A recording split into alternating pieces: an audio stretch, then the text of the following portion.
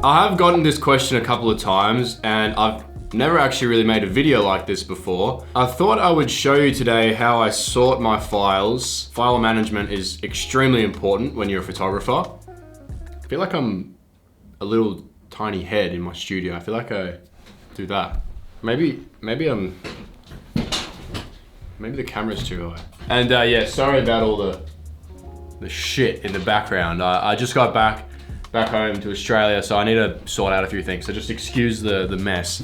It's probably never going to be clean, just to let you know, but yeah, just excuse that. File management is extremely important when you're a photographer, filmmaker, whatever. You use a camera, you need to learn how to sort your files out. There's a million different ways you could probably do this.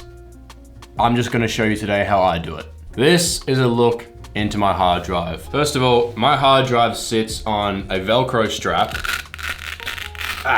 It's not a hard drive actually, it's an SSD.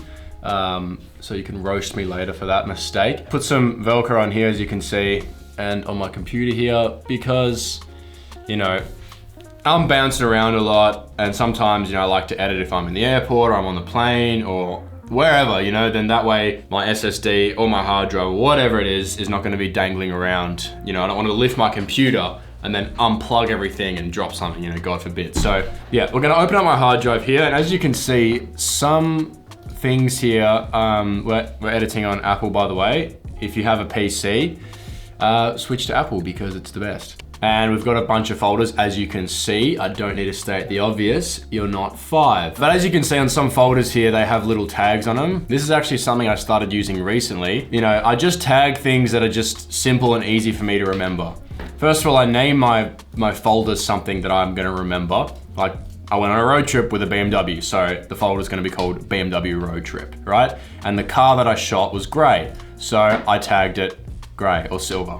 Editing tutorial I did, get rid of ugly oranges in your photos, and I tagged it orange. If I've shot a car that's red, I tag it red. Just little things like that that help me get to my files and stuff quicker. I recently shot this 992 GT3 RS. When you go into 992 GT3 RS, it has a section for the photos, which is all here. My drone photos, just any photos that I've taken, right? And then it has best, which my best photos are gonna go into, right? When I've filmed a video, for example, like let's go into the New York folder, and I did a bunch of different photo shoots here, as you can see. So I make folders for each one of the photo shoots. And I remember I made a video with this McLaren and the F8.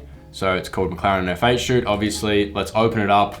It has my iPhone footage. It has the photos here. It has best, and has the intro and outro stuff that I film on this camera when I'm not actually at the photo shoot, if that makes sense. So I just like to section things off really simple and easy into one folder. Once I'm done with this and all this footage and I run out of space on my SSD, I put it onto a hard drive. And then that hard drive, eventually, I'm actually sorting this out right now, will go into a NAS cloud storage. But hard drive storage solutions is a totally different video. That's the basics. So I've got my photos here. These are all the raws. What I'm gonna do is literally grab them and drag them into Lightroom.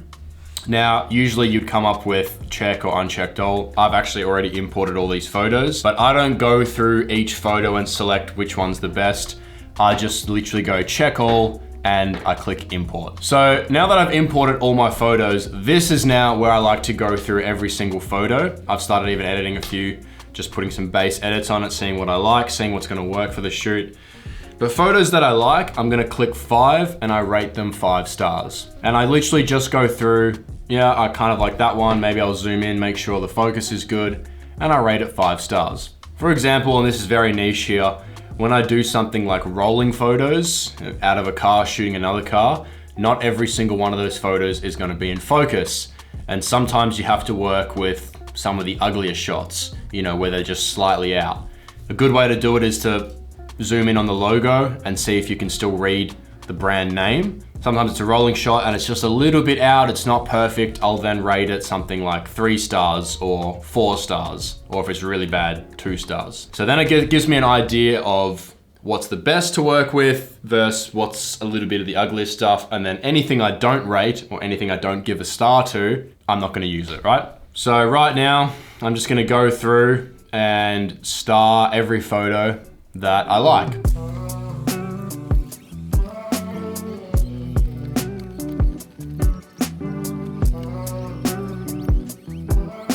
So now once I've gone through all my photos, I'm at the end. Sometimes I'll actually start at the end and work my way back, because towards the end of the photo shoot, you know, you've warmed up, you've got that out of the way, you've probably got your best sort of shots, and towards the end then, you know, until the photo shoot's sort of done. For me, I usually find in the middle to the end of the photo shoot is usually where I get my best photos. Not always, but sometimes I like to work back to front. Anyway, now that I've done that, I'm gonna press G, which takes me back into the library, right? Where all your photos that you've shot, that's where they all come and get imported, right? I'm then gonna come down here and click where it says filters off, and I'm gonna click rated.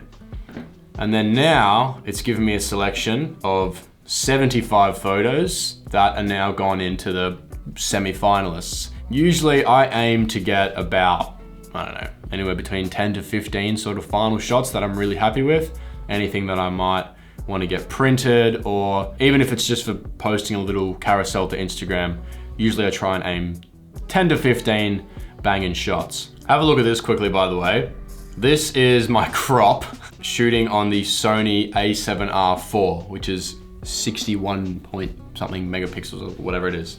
And this is probably the main reason why I love the R4 so much, is because when I'm out shooting, I just brought the wrong lens out for this. I just had the 105mm, which for shooting anything motorsport related is just not enough. But then when I bring it into Lightroom and I can crop it, and then now with Lightroom enhance my image, it gives me something like this as my final shot, which for me, I'm super happy with that, you know? For not bringing the correct lens out on the shoot, I can still sort of manage and just at least get one photo or something like that to put in my set. I do like to keep a certain style or one particular style across the entire set, especially if it's shot in the same location. So I guess I'll just sort of scroll over some presets to see what's gonna work or what styles I could maybe go for. But sometimes it sort of annoys me because I can't pick a certain style. There's so many different ones I could go for, if that makes sense. So I'll sort of just go through a bunch of different photos, working back and forth through the whole set. Maybe, you know, like for example, sort of liked how this looked. Maybe I can bring the highlights down a bit. It's just, but it's a bit much, you know what I mean? So maybe I'll just go to a different picture and see if a different style is gonna work better. Maybe I just want a bit more of a simpler style, not too much crazy colors going on or something. And I'm just gonna roll back and forth across the pictures until I've sort of settled on a style that I'm like, yeah, that's really gonna work for my shot. So for example, I started editing this photo, but then I decided it was just a bit too heavy. It was a bit too far from the colors that I originally saw on the photo shoot. So then I went to a similar picture and just edited it a little bit differently, basically from scratch, until I got sort of this sort of style, which I was happy with. So once I get a style I'm happy with, maybe I'll go across some other pictures and select it here by holding Command, and then click Command Shift S and synchronize my settings across to another style of picture. And then just gently move around some exposure and setting until I've got something that I'm happy with. Once I've finished an edit, then it's just super simple from here. Go into export. I made a video for export settings if you want to see that. But I'll go into export and then go into my hard drive, find my folder, best, and then I will choose that folder. Make sure my settings are all right, export. Go into Finder, open up my folder, right click, airdrop, and there you go. Bang, ready to post. I'm gonna keep editing my pictures now. So I thought I'd, basically just show you exactly what I do from coming from a photo shoot and then coming home. What do I actually do with my files and how do I get a final product? So I hope that gives you a bit more insight into how I do things. And that's pretty much it. Look, before you go, I just want to mention that I have 2024 calendars still up. I think there's only about 20 left. Each copy is also comes signed with a sticker on the back from me before they get sent out. 2024 calendars, they're printed on 300 GSM, nice thick paper. They feature some of my favorite car photos that I've shot over the past year or so. Obviously a different photo there for each month. And each copy comes signed by me before they get sent out. So if you want to grab those, I'll leave them linked down below, or you can find them on my website, North Borders. Sweet, thank you very much for watching. If that all said and done, keep having yourself a shit one, and I'll see you in the next one.